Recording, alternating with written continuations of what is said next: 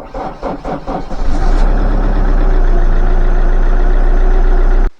everybody, welcome back to Kayak Fishing Cornwall. It's the weekend, it's February, so there we go. Raining and windy. So no fishing for me this weekend.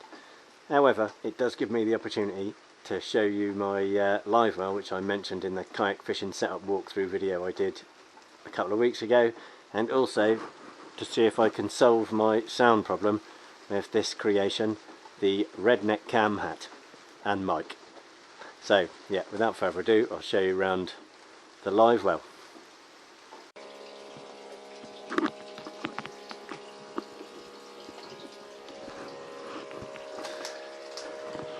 Right, hopefully the sound's okay and you can see what I'm pointing my head at. This is my live well. I like to build stuff. I am a bit of a tinkerer when it comes to you know, making things with my hands and whatnot, and what I do with my time.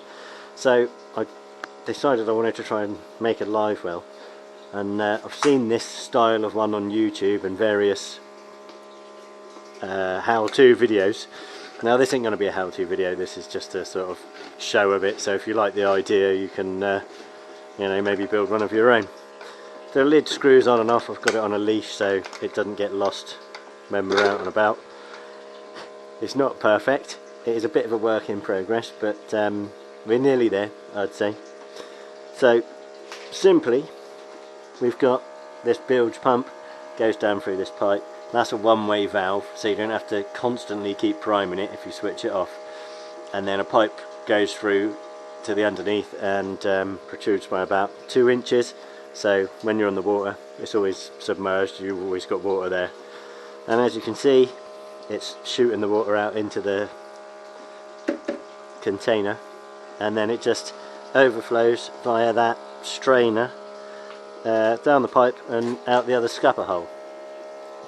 I've got a bit of water going on because I've sprung a leak out of that rivet, but I can sort that out.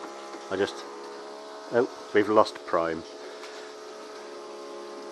I think my bucket underneath has probably got too low. Never mind, we'll walk you through it, the rest of it, and then put some more water in. Yep, so either side I've got a twin rod holder. Now there's little grooves in that you can put other stuff in if you want to. I mean, I don't use it because I've got tons of storage on the kayak. Anyway, down there is where I keep those things.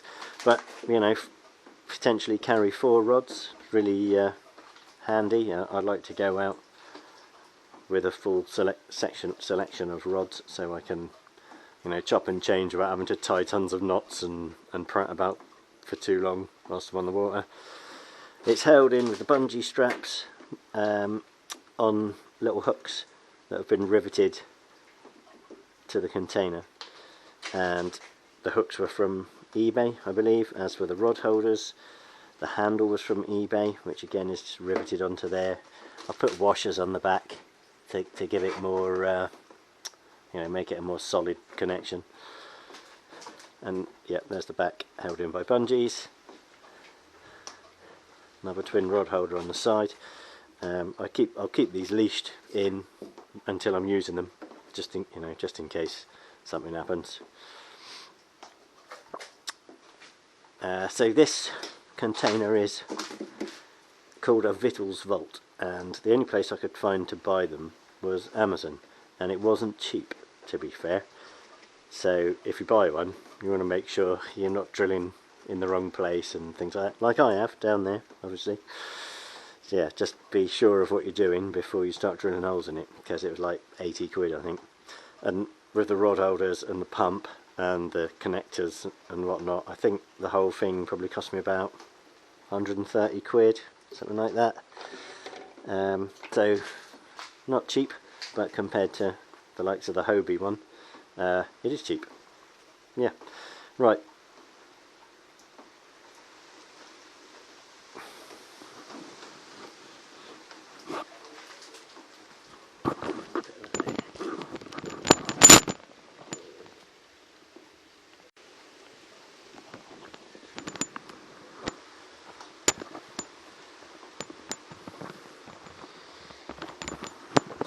Right, ta-da! My tackle box has magically appeared. Now usually I take my hobie H crate, which carries the 4 rods and all my tackle, but obviously I haven't got room for that. But I can still carry my 4 rods and the tackle I'll be using. I'll take a few lures in a lure box under the seat, but my stuff for live baiting I'll just stick in this hobie tackle box thing. So I'll take some floats, hooks, weights, you know, and whatever you need to make a float set up, and yeah, just bung it all in there, which is dead handy. So I'll just top up my bucket of water so there's enough in there for it to run, and then I'll show you it being primed, and yeah, that'll do.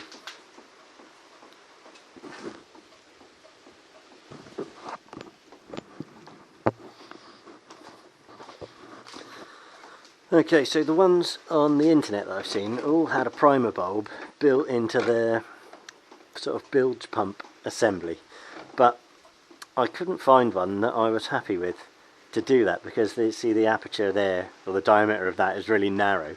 I thought it would probably greatly restrict like the throughput of the pump, so rather than do it that way I decided to do it the way I've done it, which is a one-way valve there for a little pipe into the bilge pump.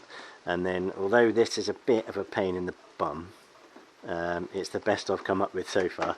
So that's a sort of quick link hose connector there.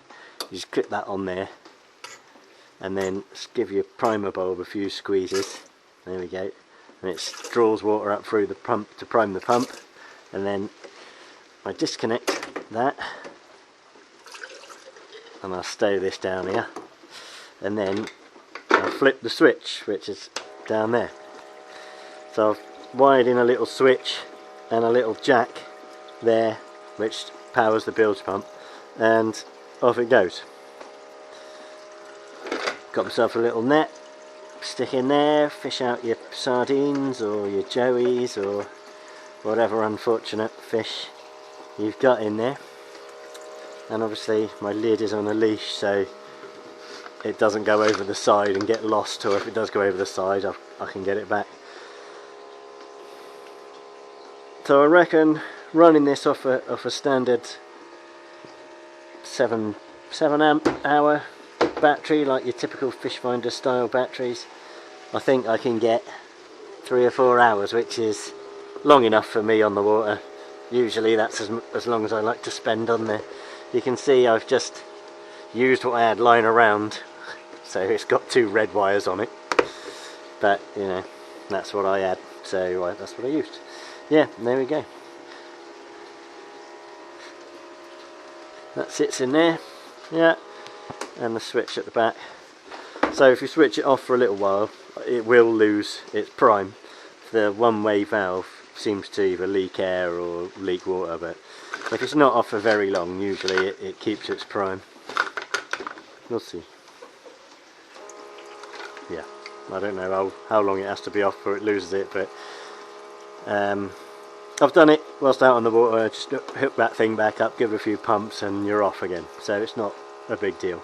Having said that, when you come back to shore, this thing is massively heavy with all that water in it. So you have to empty it out before trying to lift it off the kayak. But you can well, either do it very carefully and pour it out.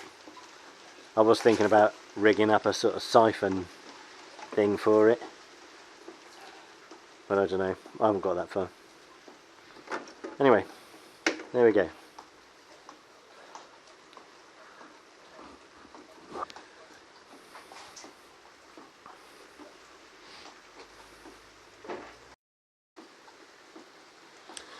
Right, so there it is.